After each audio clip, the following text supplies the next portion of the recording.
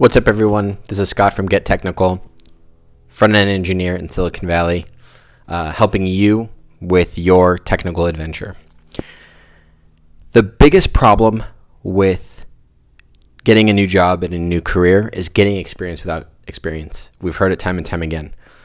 So in this video, I'm going to show you the best front-end projects for beginners.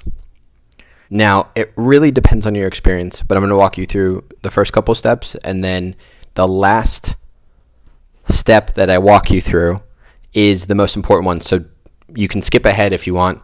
It's going to be the open source section. So how much experience do you have as a software developer or front-end engineer?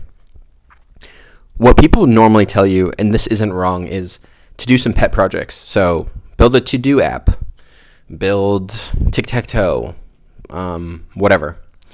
But so if you haven't done that and you haven't really built anything yourself, I think that's still a good place to start. But what I want you to do is go as fast as you can from that to working with developers on a project. So build your foundations, learn React, learn JavaScript, HTML, CSS, all these things. And then once you feel semi-comfortable, the next step I want you to take is learning how to persist data with a server. It's really easy to spin up an API using Rails. There's some other stuff that I can walk through that can help your app go server-side. But the next step is building the product a little bit more complete. Well, I don't have an idea. What should I build? Find a problem in your life and solve it. If you can't think of anything, just use tic-tac-toe as an example. Have a login, have persisting data, have users. Make it like someone would pay for it to play the game. Once you've achieved that step of, okay, cool, I can build something pretty reasonable, and then I can persist data to the server, and I know what problems I'm going to have. The next step I want you to take is to start contributing to open source. This is the one thing that set me apart in my career early on that no one else did. And people talk about it all the time, and they still don't do it.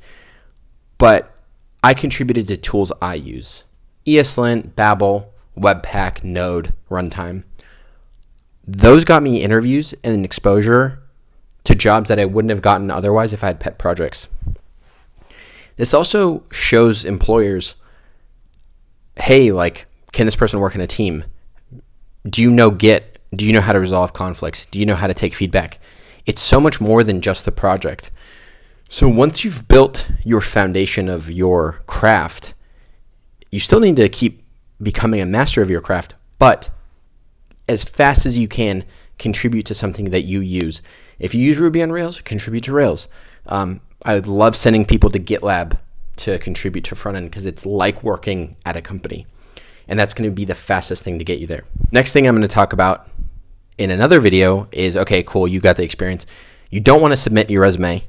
You want to approach job searching in a very methodical way that I've taken inspiration from Alex Ramosi that he uses for businesses.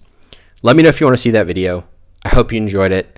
Keep going, keep pushing, get that experience. Let me know if you have any questions. I'm here to help. Thanks. Talk to you soon. See ya.